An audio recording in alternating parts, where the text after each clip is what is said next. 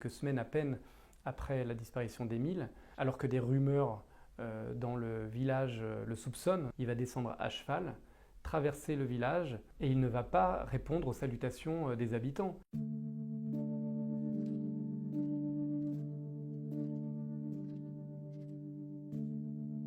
D'abord, il a attiré l'attention des enquêteurs parce qu'il est responsable d'Émile au moment de sa disparition. Certaines personnes de l'entourage des parents d'Émile, me racontaient que c'était un homme très charismatique, très agréable, très avenant, quelqu'un d'assez jovial, qui avait la plaisanterie facile. Puis à côté, il y avait aussi un homme qui était très ferme avec eux, avec ses enfants. On m'a parlé de gestes violents vis-à-vis de ses enfants, de fesser, avec l'intention, m'a-t-on souligné, de faire mal. Il a un caractère particulièrement affirmé, il tient sa famille, il la tient très bien. Il y a un épisode qui a notamment étonné, si ce n'est choqué, les habitants du Haut-Vernay, mais quelques semaines à peine après la disparition d'Émile, alors que des rumeurs dans le village le soupçonnent, il va descendre à cheval, traverser le village et il ne va pas répondre aux salutations des habitants.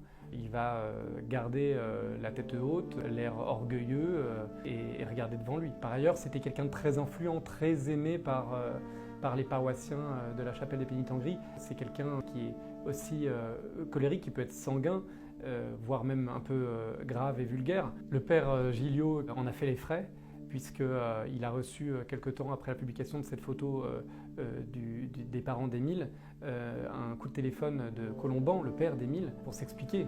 Après Colomban, c'est Philippe Vedoveny qui se saisit du téléphone et qui se met à l'insulter de tous les noms. Quelques semaines plus tard, le prêtre va lui envoyer un mail pour lui présenter ses plus plates excuses. Philippe Vedoveny va le traiter de clown, va lui dire que ses excuses, il n'en a que faire et va balayer tout ça.